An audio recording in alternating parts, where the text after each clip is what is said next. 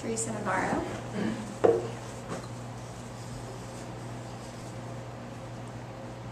I have to tell you something. This is why I haven't talked to you in a long time, and I'm sorry I haven't gotten back to you until now. A couple of days ago, I went to a party that I got invited by Thomas, and I know what you're thinking. Thinking, why would I go to this party invited by my ex-boyfriend who's a total asshole? So I went anyways, and I remember going to the party and he was blatantly drunk. It was so humiliating. He was just hitting on girls in front of me, acting like the total douche he was. And I remember I told him I wanted to go home, and he asked if he can get a ride home because his ride had left him, of course. And I thought, well, there's no harm in just taking him home. I just wanted to leave the party.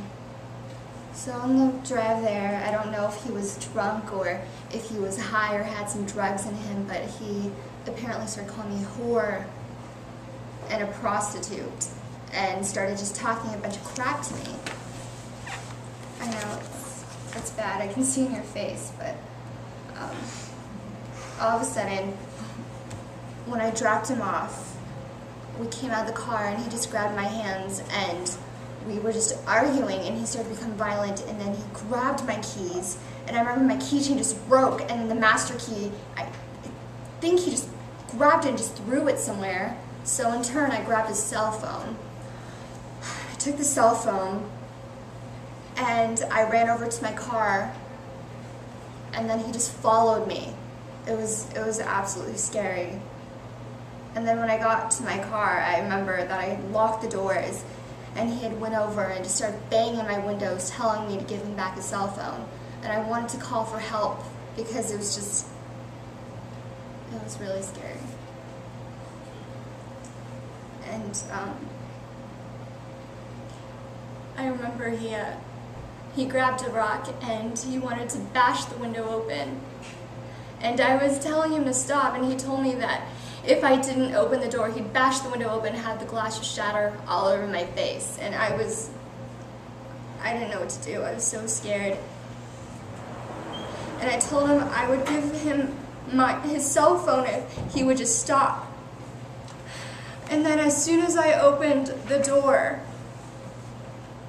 he just grabbed me by my neck, and then he pushed me from the driver's seat to the front passenger seat, and I just remember crying, and then I remember he just locked the door. He couldn't get out, and he was just choking me. And I remember that every time I would cry, he would just tell me to shut the fuck up, and then he just bit my mouth until I stopped crying, and it stayed like that for a couple hours until finally he just stopped. I hate him. I really hate him so much, and he's going to pay.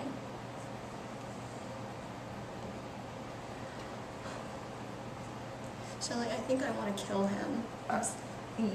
You don't mean that. I do.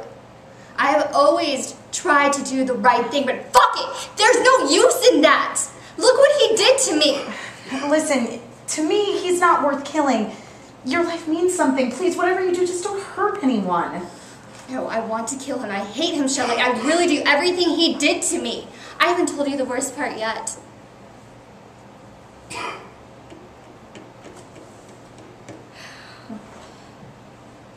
He sexually assaulted me.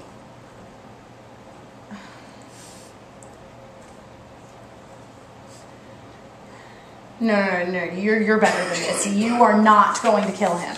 I am.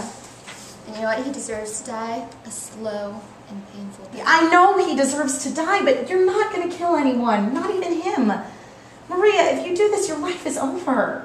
He's so not worth it. Save yourself.